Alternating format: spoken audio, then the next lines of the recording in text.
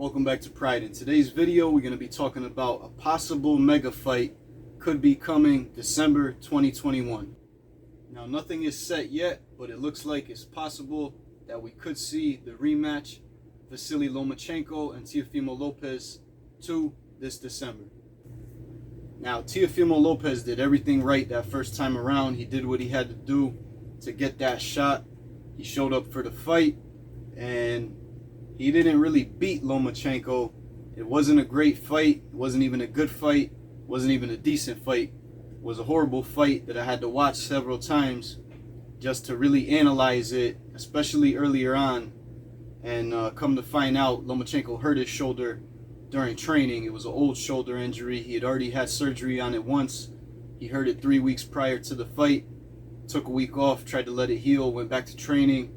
Showed up for the fight. He thought he could still beat him anyway, and he almost did when he really turned it up in the 7th, 8th round. He looked like he hurt Teofimo a bit when he came on strong. Now, the fight wasn't a great fight. It wasn't what everyone expected. You know, finding out later that he had that injury made a lot of sense. It wasn't the layoff, as we saw in Lomachenko's most recent fight. You know, he had almost a full year off when he just took this last fight, and he fought phenomenal. You know, he came out aggressive. He turned it up a lot sooner. He didn't wait. He didn't really have to analyze his opponent, take too much time. He really turned it up in the first, second round. I believe he dropped him in the second round. So he really had his opponent hurt, you know, all the rounds in that fight, and got that stoppage, got that TKO, and that really sent a message to Teofimo Lopez, showing him that, you know, you didn't fight me at 100%. I was injured. That's not how the second fight is going to go. Can't take anything away from Teofimo Lopez. He came out victorious. What we can say is that before that fight, Teofimo said his greatness is going to bring out my best. You know, he's going to really test Teofimo, and we'll see the best from Teofimo. We didn't really get much from Lomachenko. He had that injury. He wasn't really able to be 100% in that fight. He did turn it up in the 7th, 8th round, I believe the 9th round a little bit. But, you know, not being 100%, we didn't really see that. We saw Teofimo Lopez do the minimum, what he had to do to win each round, keep Lomachenko off him. He really turned it up in that 12th round. It's different when you're in early, mid rounds than when you're in the last round. You know, when you're in the last round, you only got 3 minutes left. You can give it your all. You could keep a guy off of you. And that's what Lopez did. In that 12th round, he really turned it up. He showed a lot of aggression, and he was able to limit Lomachenko's offense with his offense, you know, forcing him to cover up and keep those hands up and not really get much going. Aside from that, Lomachenko had that shoulder injury in his lead hand, so he wasn't really able to create any combos. You know, you start your combos with your jab. You start your combos with those lead uppercuts that Lomachenko throws after taking an angle to the side. It just wasn't the normal Lomachenko that we're used to seeing. It makes sense that he wasn't 100%. It explains a lot. After watching the fight several times, it explained a lot more to me. It was a very tough fight to watch. It was a very disappointing fight, not only for Lomachenko fans, I'm sure also for Teofimo fans, because they were expecting to see Teofimo Lopez's best. We were expecting to see Lomachenko bring out the best in Teofimo Lopez. And that's why I say we have a possible mega fight. This could be a great fight. Hopefully both fighters are healthy. Both fighters are 100%. And hopefully this fight really happens. They're talking December of 2021. We'll see. Hopefully everything gets said and done. They get it on paper. So let's take a look at some of the shots Loma landed on Nakatani. Lomachenko chose to fight Nakatani because he came the closest to beating Lopez. He went all 12 rounds with Lopez. He gave him a lot of difficulty opposed to Lopez's other opponents. And Lomachenko wanted people to compare his performance, his fight against Nakatani compared to what Lopez was able to do to Nakatani.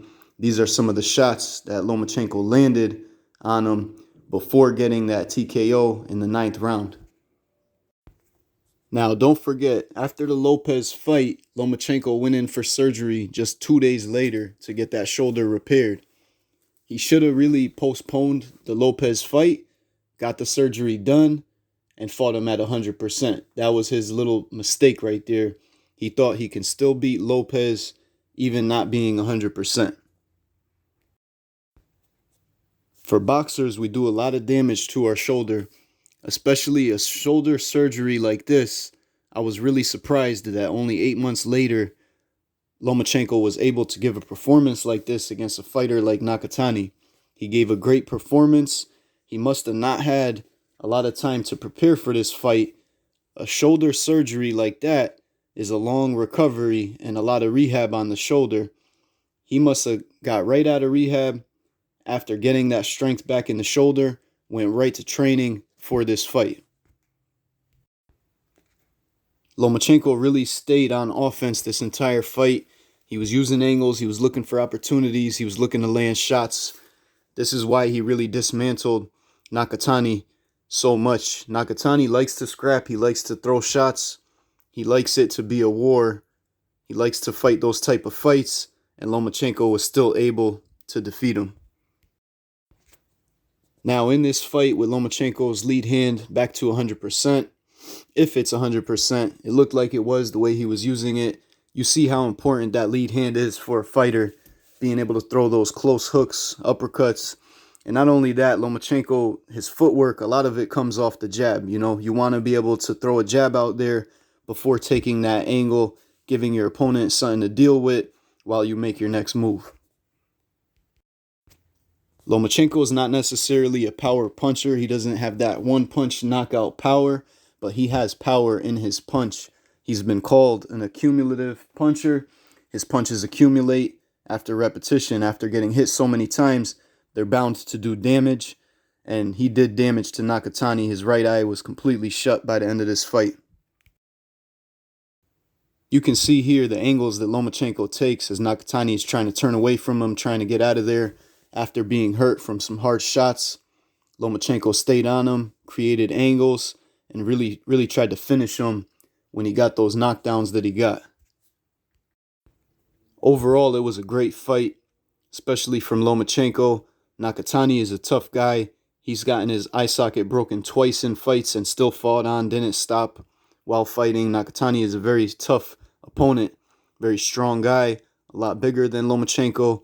Lomachenko did a great job in this fight, as well as Nakatani, showing a lot of heart, a lot of discipline, a lot of strength.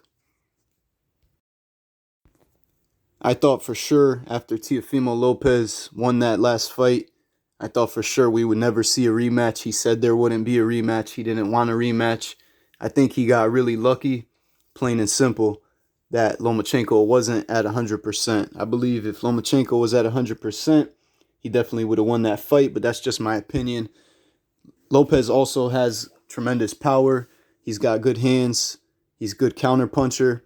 You never know. It could go the other way. He could land a good shot that hurts Lomachenko. Lomachenko is in a weight division going up against guys that he really shouldn't be going up against. He's at his highest weight he can be. And Lopez is at the lowest weight he can be. You know, he's bigger for that division.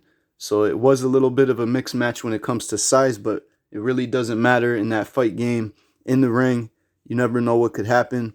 I think 9 out of 10 times Lomachenko would have took him if he was 100%. So two big things that could put a stop to this fight happening. One, Lopez hasn't fought Kambosos yet. He still has to have that fight. He's postponed it about 3 times. It looks like it's going to happen late September now. So hopefully that fight goes through. Lopez has to come out victorious for Lomachenko Lopez 2 to happen. Also, another thing, Lopez can avoid the fight. You know, he can just reject the fight. He can say he's interested. His father said he was interested, wanted to do the fight, wanted to make the fight happen. But we'll see. You know, once it comes down to it, he might say, the money wasn't right, this wasn't right, that wasn't right. There's a lot of excuses a fighter can come up with to avoid having that fight. He's got everything to lose now, nothing to gain by taking that second fight. We'll see what happens. Be sure to subscribe to Prime Martial Arts, turn on notifications for all future videos. Love to hear your thoughts in the comment section on who you got winning this fight. If it happens, Lomachenko Lopez 2 mega fight this December.